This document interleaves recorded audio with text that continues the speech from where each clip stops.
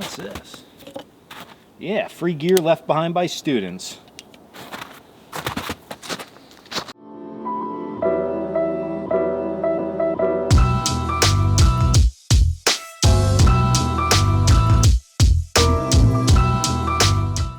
Now, sometimes we do find gear that students leave behind.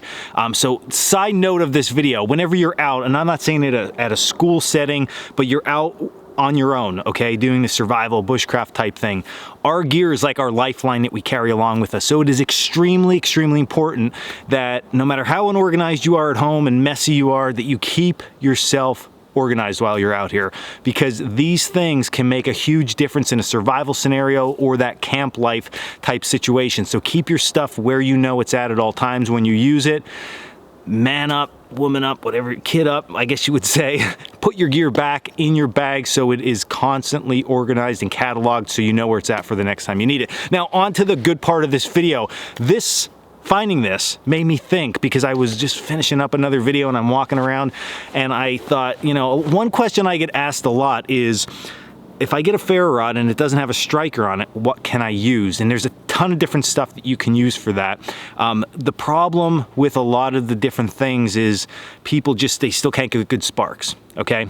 One of the keys to getting good sparks off a ferrocerium rod, other than technique and knowing actually how much pressure and force to put on this thing and speed, one of the biggest things is the striker, okay? And that's really what this is gonna be about.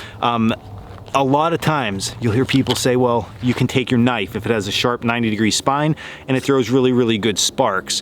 But something else that's overlooked a lot are saw blades, okay? So folding saws. The way that they are manufactured, the back side of that blade almost always has a sharp 90-degree spine on it. So it works absolutely wonderful to be able to dig into that rod and then throw some hot sparks out with it. So don't overlook this piece of gear. The nice thing with something like this also is you can keep it closed. It's gonna keep the safety rating, right, low. So you're not going to, or would it be high? High or low, I don't know. It's gonna just keep you safe because we don't have any open blades compared to something like this. So if we're holding this, we have an open blade. If we're holding this, no open blade, and I can still get a good grip on it.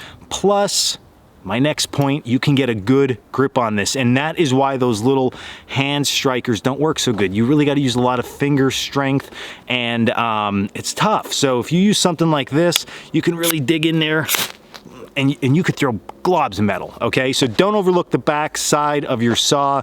It will get the job done. So this was Dan Walker, Coalcracker Bushcraft. As always, check us out at coalcrackerbushcraft.com, and until the next video, stay in the woods.